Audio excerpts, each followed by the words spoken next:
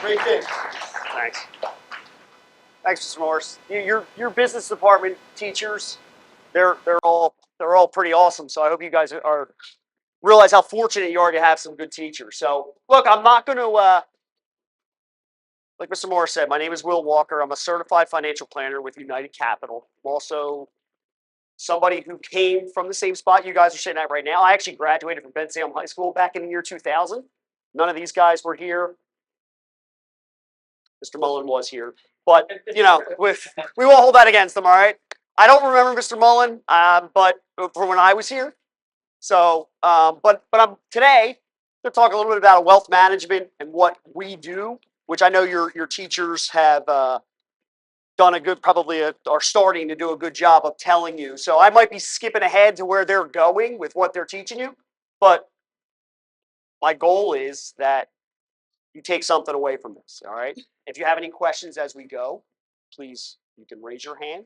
So what I'll do is quick, I'll tell you, like, there's investment planning and there's financial planning. So I'll tell you what I actually do, what I focus on, and then I'll run you through a case study. I got a case study here, which I hope it's going to work, which it should work. So got a case study for you. So that'll be pretty fun. All right. We'll talk through that too. All right. That is not, just so you know, that is not a real person. That is an actual case, but it's a good one to go through. So, all right. Any questions before I start? Okay. So, as you can see here, this is one of my favorite marketing, I guess, sheets that our firm puts together for me to give to people, because you'd be amazed at how I still get asked this day. I got asked by my older brother. My older brother asked me the other day, "What exactly did you do again?" And I'm like, "Are you serious?" That's my older brother, so he's older than me. But so a lot of times on this side, this is what people think financial planners do. All right, investment portfolio, just investments, right? If I were to ask you, what do you think a financial planner does? You'd probably say investments, right? You can shake your heads, right? Right? Okay. Well, I hate to be the bearer of bad news, but this is actually what we do. All right. So it's not just investments. If you look at that list over here, what financial planning actually covers, there are 6 areas that we go through with our clients. Okay. Cash flow, risk management, which is basically your insurances, and a big one for you today is going to be what's called cybersecurity. Definitely something you should look into. Then comes investments, investment planning, retirement planning, which is the ultimate goal for probably you're 16, 17, 18, probably your parents. Okay, the ultimate goal is retirement planning. Tax planning, which I just sat with Mr. Tessler's class for a few minutes, and they're starting to talk about taxes. And then estate planning, which is transferring wealth at the end of the day or before the end of the day. Give a little nudge. Your buddy there? Yeah, there you go. My guy, I'm watching you. Don't sit up front of me, you're going to fall asleep. So out of those 6 areas, we start to kind of get into building out a plan, all right? So when you look at this list up here, somebody just yell out one thing that you did not, maybe on that list, that you're like, what is that? Come on. Anybody? Yell it out. Yeah, what's up? ER cash reserves. So it's putting money just in your savings account, making sure you have enough if your tires go in your car, right? So you're not using what? Your credit card. Okay? So you gotta have emergency money sitting there that's very easy for you to get to. Okay? Make sense? All right. Yeah. 401ks. So a 401k is something you would get through your employer. All right? It's a retirement plan. Right? So when you all start working, or some of you are probably already working, when you get an employer that offers you a 401k, That's an easy way for you to put money away for retirement. All right? You're not going to be able to access that, get access to that money until you retire. Okay? Or that's the goal at least. All right, let's take one more. One more. Give me one more off that. Yeah, what's up? Social Security optimization. I knew that always piques people's interest, right? Social Security optimization. So I don't know if you're aware of this. Social Security is basically you pay Social Security taxes, and that money is put away for you by the government to provide you with some type of retirement income when you retire. So optimizing it is making sure that you're doing the right things when you retire to take advantage of what you've put away all those years. All right, so we want to make sure that you're optimizing it. You're doing what you have to do. Or do you take it at, there's certain ages you can take it, you wait, you get more. Okay, so it's making sure that it fits in what you're doing. Make sense? All right, so that's a quick overview. So again, 6 areas of financial planning, which I'm going to go into the case study. The case study is the fun stuff, so we'll skip ahead. Any questions so far? Perfect. All right, so everybody can see that? I'll scroll down in a minute. So this is Frank and Joanna Miller. All right, Frank and Joanna Miller. This is like around the average client that I see coming through my office. All right, they're Frank and Joanna Miller are in their 50s. They're getting ready to start really nailing, can they retire? All right, so the first thing that I would do is find out all this information. They don't come in and this is already filled in. Basically, our first meeting, we sit in and I fill this out with them. We sit there, I put it up on the screen, it's got all zeros. The only thing that's in there is their name. And then we go through it. And I ask 1,000 questions because I got to know what they want to do, where they are, where they want to get to. All right? So the first thing I talk about is their goals. What are you trying to do? Frank, Joanna, what are we trying to accomplish here? Why did you come into my office? Right? I have to know that. If I don't know that, I can't just give blanket information. The key is customizing it to those two people. All right? Because everybody's different, right? You're all different. You'll all have different goals. You'll all have different objectives.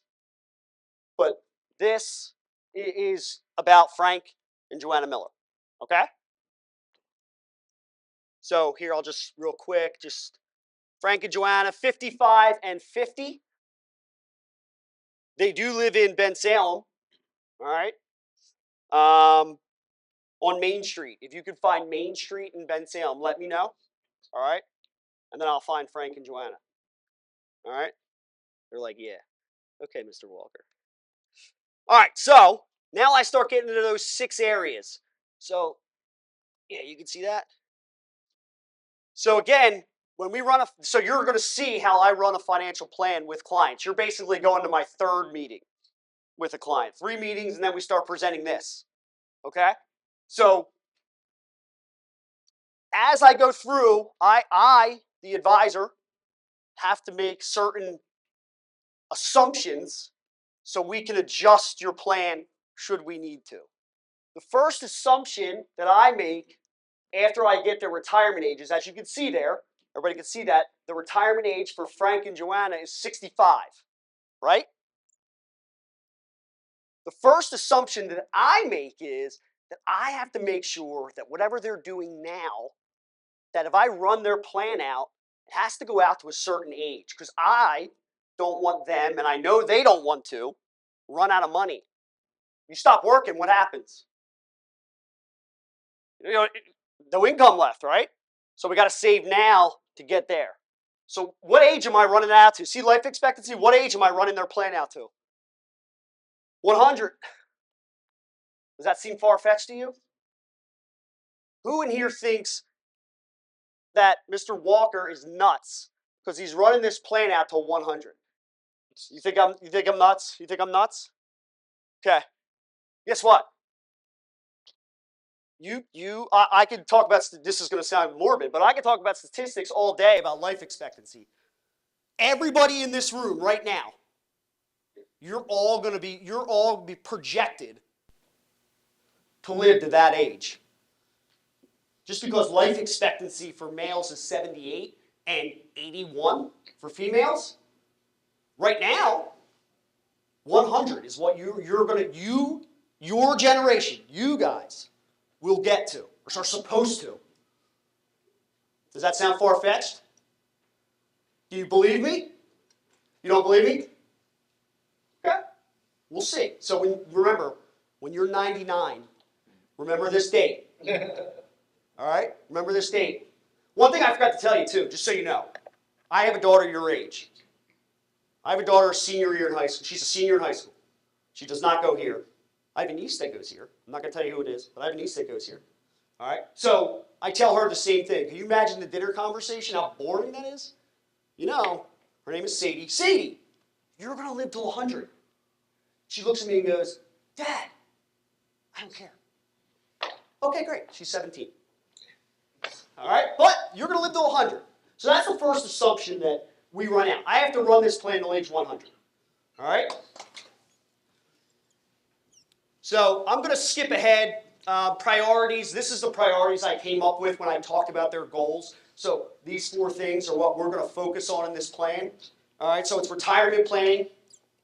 It's managing a budget, right? So it's cash flow, one of the other 6.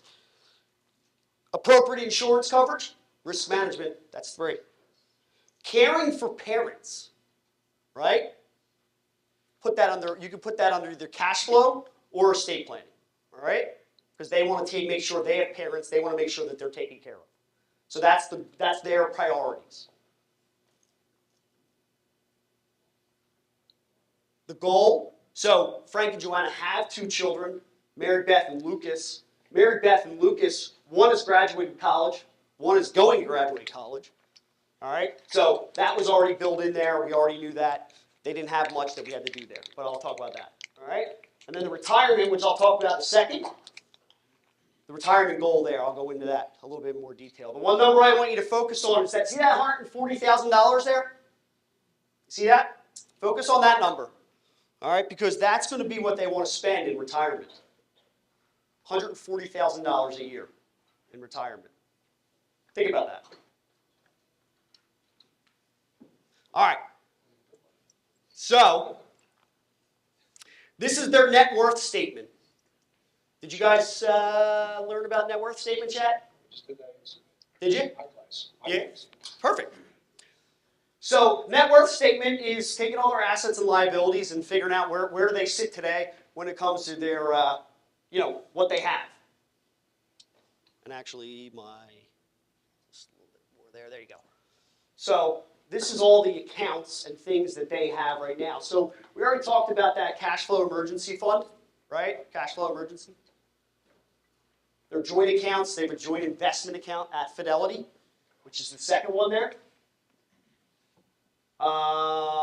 They have 2 retirement plans, 401k for Frank and a 403b for Joanna. I'll talk about that in a second. Joanna also has what's called a Roth IRA. Who knows what a Roth IRA is? Good, I see one hand. Good, good. They have a life insurance policy that has some cash value in it. They have 2 houses. They have some cars. They have some jewelry. All right? And then they have their liabilities, which is their debt. All right? So there's good debt. There's bad debt. So they have a mortgage on their house still. They have a credit card with the balance of it. So that number at the bottom, $2 million, is their net worth. Okay, so their net worth is taking all of their assets, which is the top part, from the cash flow, from the cash management, the bank account at the top, all the way down to jewelry. That's everything that they own, minus their liabilities, which is everything that they owe someone else. Okay? So they got about $2 million. Real quick, I'll talk about these investment accounts real quick. So a Fidelity joint investment account, that you today could open up one of these types of accounts. It does not have to be joint. It could be an individual account. It's just an individual brokerage account. It's an individual investment account. You could open it today, start throwing $50 away, a week, a month, whatever. You can buy VOO. I told Mr. Tesler for buy VOO, which is an ETF, VOO. There's your first investment tip for the day. If you buy that and just start putting money into it today, guarantee you'll earn money over time. Guarantee you'll be ahead of everybody you know at 30. For example, guys, sorry back here, it kind of popped in. The last year, so VOO, if you put it in, you look at the chart, it's gone up over 14% this year. In the last 5 years alone, a 90% growth. So typically in your bank account, your savings account, at TrueMark, at TD, wherever you go, your savings account is lucky to grow 1 to 2%, I would assume, right? Most commercial savings, right? So 90% growth for this investment. So it's 45 times more powerful than any savings account in most commercial institutions, banking institutions. You'd be crazy not to do it. VOO, and I love another one, Triple Q. I love this Triple Q. All right, so VOO tracks the S&P, QQQ tracks the NASDAQ, and I'll ask a follow-up, because I see one of these on there. I see we have a Roth IRA, we see a 403B. I see the only one is you have one Roth. Why would you want to have a Roth versus a non-Roth? Are you asking me, Mr. Tesler? Yeah. Oh, all right. Because they're going to need to know that. That's right. All right. So why would you want to have a Roth versus a non-Roth? Well, I think the main reason is it has to do with taxes. So here's where I mentioned a few of the areas. Well, this is called tax planning, right? So we have to make sure that in the future, our tax liability is as low as possible. So the main reason I think you would want to have a Roth IRA versus a traditional IRA is a Roth IRA is after tax money, which means you've already been taxed on it, right? You've already been taxed on it. You throw it into this account, it grows tax-free, grows when you go into retirement. You pull it out when you need income in retirement, you pull it out tax-free, okay? A traditional IRA is what's called pre-tax money, so it has not been taxed yet. It goes into this account. It is tax deferred, which means you don't pay taxes while it's invested. It grows, and then when you need it in retirement and you pull the money out, can anybody guess what happens? You starts with a T. You are Taxed. taxed on it. So you're taxed on it. So if I take $1 and I invest it in a Roth and I grow it to $10, it's not that much, but if I grow it to $10 and I need to take it out, that's all tax-free money now. It's all tax-free. If I put it in the same dollar in an IRA, it's pre-tax money. It grows tax deferred, we call it, and then when you take it out, you are taxed on it. All right? So, in my opinion, the Roth IRA would be the way to go, especially for you guys. Okay? I don't have to get on my soapbox about taxes and how you're in big trouble in the future if you don't have a Roth IRA. All right? All right. Any questions on that? Mr. Blazek, what time is this class over, just so I know? This is over. Homework starts at 58, and then the whole period ends at 07. Got it. 07. All right. So let's take a look at their income, and I'm gonna skip ahead here. I'm just gonna skip. I'm gonna show you a report here that makes it a little bit easier. We'll bring all the income together. So cash flow planning is extremely important. It's probably the most important part of any financial plan. Any financial plan, no matter what age you are. All right. So this is a cash flow statement of Frank and Joanna Miller. So now we're going to talk a little bit about cash flow. So if you look at the top there, at the top, portfolio assets, that's just the different accounts that they have now, all lumped together to give you what their investable assets are. So it's $1.1 million, just under $1.2 million. Then we come to cash flow. This part here is the most important part of a financial plan. I don't care what anybody says. This part's most important for you, for whoever's cash flow this is, for Frank and Joanna Miller, and also for me, the advisor. Somebody tell me why I would say that. That's a bold statement that I'm going to go over 6 areas of financial planning. They got $2 million, and I'm telling you that the most important is this page here. Why would I say that? Someone take a guess. Don't be embarrassed. Come on.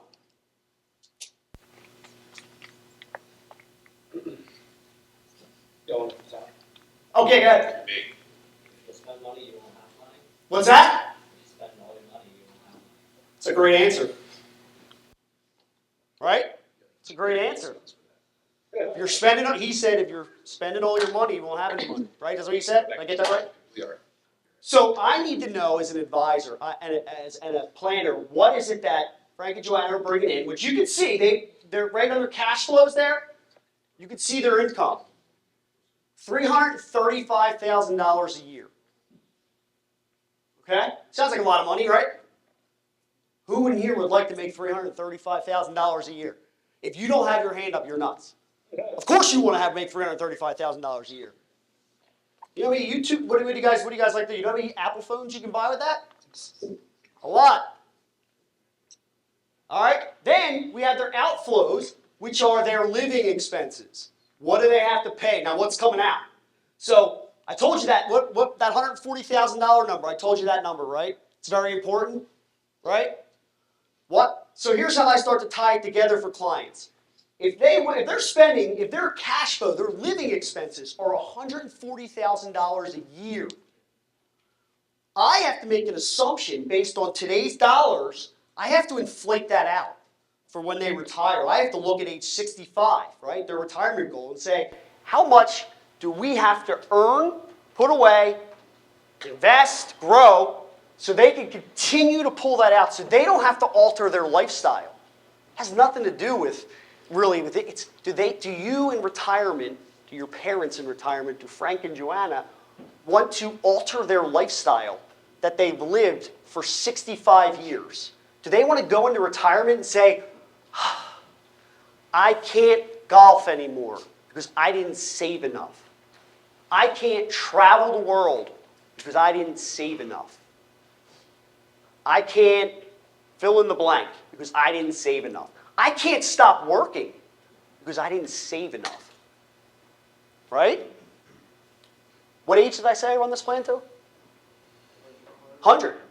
So not only do they have to put enough money away to pull out $140,000 a year at 65 so they can retire, now I have to tell them, well, here's what you've earned, here's what you got to. Can we run this out till age 100 so you don't run out of money? Who wants to go back to work at 80? You retire at 65 and you're running out of money by 75. Do you think anybody wants me to have to tell them, hey, guess what? You got to go back to work. Right? I don't like to say this, but you got to go back to work. Walmart's hiring greeters. At 75, what other job are you going to get? Right? That's the importance of saving now versus at, 65. Is that like I said, I have to run it out to 100. By the way, just so you know, under that 140,000, all the other numbers, so you got liabilities, that's what their mortgage is. That's on top of the 140, by the way. You can see I'm adding up. Education expenses. Young Lucas still has 1 year of college that they're paying for. Okay? So they have to pay that $50 out of their pocket. Insurance premiums. They pay for life insurance, disability insurance, which I'll talk about, home and auto insurance, jewelry insurance, pet insurance, you name it, they're paying for it. There's that T word again. That's what Frank and Joanna Miller pay in taxes based on their salary. I'll just use this with Mr. Tessler. Easiest way to talk about taxes. I told my daughter at 9 years old, I'll make the story quick. Here's a bowl of ice cream, Sadie, her name's Sadie. Here's a bowl of ice cream. I put 3 big scoops in it. 1, 2, 3.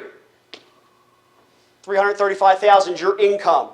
You know how I can equate taxes? You know what I did to my 8-year-old, 9-year-old daughter? I put the bowl on her this is a true story. Put the bowl on the table and said, here's your income. Then I took my hand and I took a scoop of ice cream and I said, that, my dear, is taxes. I'm about right. 335, 101. That's what you pay in taxes. Somebody, the invisible hand of the government, only takes what takes your income, don't they? My job is to make sure you keep more of that. That's tax planning. All right? So then the total outflows, 370. As you can see going forward, we inflate everything in here by 2%, except health insurance, which isn't up there. That's inflated at 4.5%. Again, an assumption I make. And we just run it out. I need to know over the next 5 years, what does it look like for Frank and Joanna Miller so I can help them meet their goals. Okay? One item I skipped over. You see that spent savings line? It's the second one down under 140, 532. And then the next year it goes up to almost $20,000. It's called spent savings. Why is that important to me as a financial planner? Why do you think that number there gets my eyes bulgy?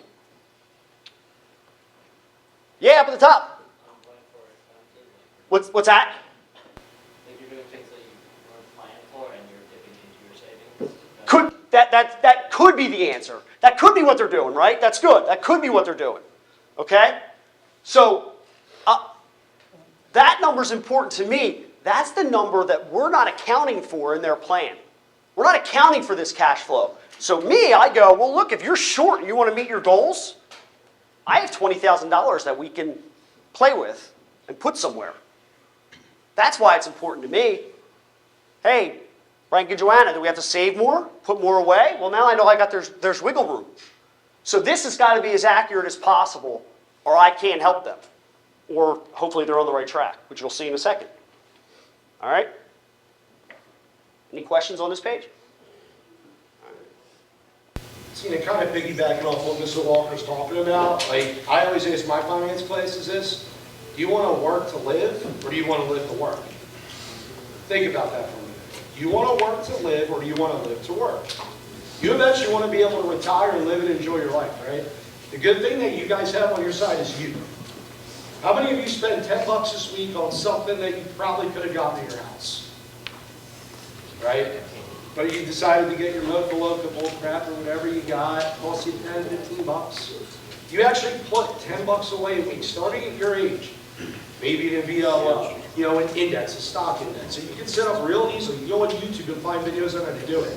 You start at your age now, by the time you're 50, 60, you're going to have a nice nest egg to fall back on. And that's why, like, understanding this stuff now, this is called adulting. This is all stuff that you want to know how to do, or at least be exposed to. So when you do get a little bit older, you guys, you can afford the things you need, but also be able to do the things you want. Some of the biggest stresses for people in their life is finances. It's tough, and I know it's early. I know seeing all these numbers early, like, I know, I get it. I'm tired, it's Friday. But at the end of the day, man, I wish I heard this stuff when I was your age. Because I'd probably be a multi-millionaire. Truth. All right, so real quick. This is the first way. This is the first spot I start to look at their plan and run it out till age 100. So this is what I call a linear model. I'm not going to get too much into this because there's a lot of numbers on the screen. I'm just going to bottom line you here. Bottom line is, if you see that red debit right here? You see that? That's age 65. So now they're retired, or they're getting ready to retire. At least Frank is. Okay. The red debit is what I have now based on inflation and what they're bringing in income, what they have to make up from their portfolio. The big number on the end, the 2.7 million, that is their portfolio assets. That's what we did to grow it till 65. And as you can see, why do we call this a linear model? Because it's all cash flow based. Cash flow is coming out. You see how now we're getting to the bottom. I run it out till age 100. You see how their assets start to drain? You may not think that's a lot. It is. All right? We don't want this at age 100 or 90. We don't want to see your assets tanking going down this way. They have to level off. If they don't level off, you got the risk of running out of money. All right? We don't want Frank and Joanna to run out of money. I don't want to have to tell my client at 75 they got to go back to work. No way. All right? That's the first way we look at the plan here. Because I think the fun part is, I'm going to skip ahead for a second. Here's their insurances. This is the boring part. That's very important. Insurance can totally derail your plan. You're not properly insured. You're not properly protected. The whole plan can blow up. Think of it a house. If your foundation's not strong, what's probably going to happen to the house? It's probably might collapse, right? Same thing. That's what insurance does. Foundation. Make sure you're protected. All right? I'm not going to talk much about that because I want to get to the fun stuff. So here's their asset allocation, which I will blow up so you can see it. So here's how they're invested. All right, I'll go high level. So really, easiest way to equate this, 2 buckets, right? There's going to be 2 buckets that we focus on. One's called your growth bucket. One's called your conservative bucket. We financial planners, we're not geniuses. We keep things simple. Simple. You know why? Because I have to be able to explain this Greek to individuals, to you guys, to your parents. If I can't do it, do you think I'm going to get many clients? No. So this is their asset allocation. So I said that we were growing their assets. It's very important that we get enough growth in here with what they're putting away. All right? And then we can make it so they can get income from it at the end of the day. So they're very growth heavy. See that purple wedge there? I think it's purple. Next, see the purple wedge there? All the way to the blue the big blue wedge. That's their growth money. That's what they have in stocks. Okay? The other little wedge from the red to the yellow, that's what they have in conservative money. They have plenty of time. You've probably heard about time horizon. Their time horizon is 10, 15 years. So they got to be in growth. They got to grow the money. What do you think your time horizon is to retirement? How many years till you retire? Anybody want to take a stab at it? Who's 18 in here? Give me an 18-year-old. Right here. How many years till retirement? You're going to retire at 65 or you're going to retire at 25? 65, right? So you got what, 40, over 40 years? Over 40 years. So do you think you guys should be in growth money or conservative money? What? Growth. You got 40 years. What do you care what the stock market does tomorrow? I'm 43. I'm in growth. I don't care what the stock market does tomorrow. Mr. Blazik, Mr. Tester, Mr. Morris, they don't care, right? Well, they might. They're teachers. They're a little more conservative than I am. But this is their investable assets. All right, I want to show you their funding score so you can see where they are in retirement, and that'll probably be where I have to stop and take maybe some questions. So this is their investable assets. Again, trying to tie it all together. $1.2 million of investable assets. We have to grow that money to get to so we can send them the income and tell them what they're retiring at. All right. So at the end of my meeting with the clients, Frank and Joanna Miller, we do something called, we give them a funding score. So this is the second way we look at their plan. And all we do here is we take everything that we went over, every detail, cash flow, taxes, everything, and we throw it into a simulator. It's called a Monte Carlo. All right? We throw it into this Monte Carlo and we give them a funding score. We're going to tell them out of 1,000 different random scenarios, adding market volatility to your plan, do you run out of money? Can you meet your goals? And this is where then we would start to tell them how they can meet their goals. What's the trade-offs that they have to make to get to where they have to go? All right? So, seeing this right here, can anybody take a stab and say, out of 1,000 trials, what percentage do you think Frank, we'll just do it this way. Who in here thinks Frank and Joanna Miller are going to be successful in what they do and be able to meet their goals? Raise your hand if you think they're going to be successful. Okay? Who thinks they're not? Who thinks we're going to have to talk, that the advisor, me, is going to have to do some trade-offs and make sure they do it? Wow, it's pretty split. Okay. Let's see.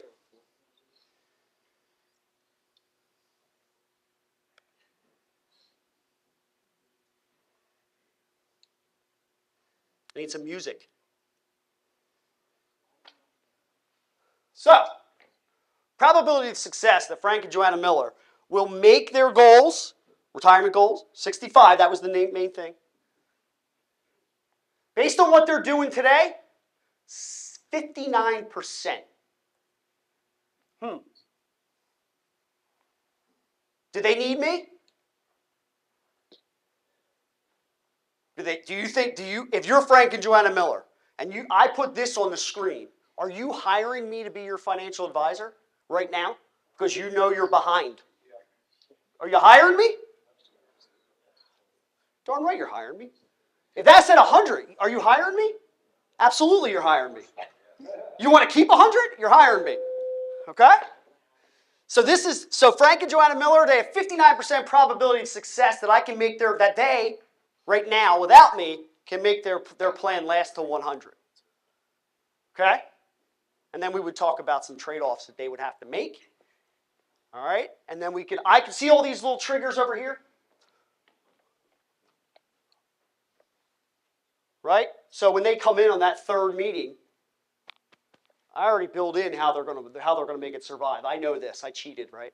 I went ahead, and I didn't cheat. It's my job to analyze their data and tell them what they have to do. But this right here was some of the things we talked about. So I'm just saying, hey, here's what we can do. We can work longer, save more, spend less, take more risk.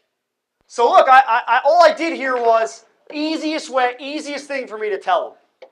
I click that little trigger. I call it a trigger.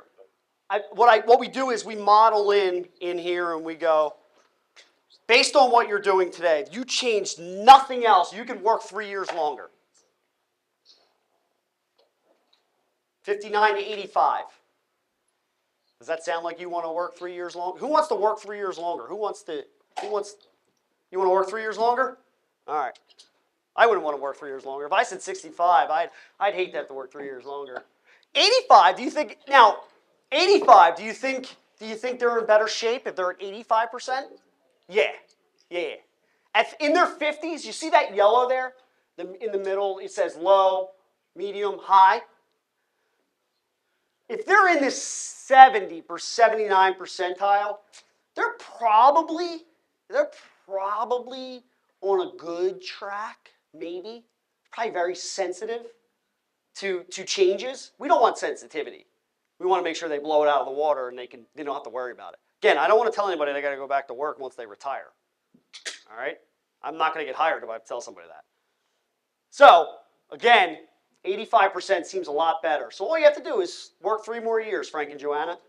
If you're Frank, what do you think? If I told you, hey, Frank, listen, the trade-off you have to make is you have to work 3 more years. So you got to go to 68. How's that make you feel? Anybody in the front want to answer?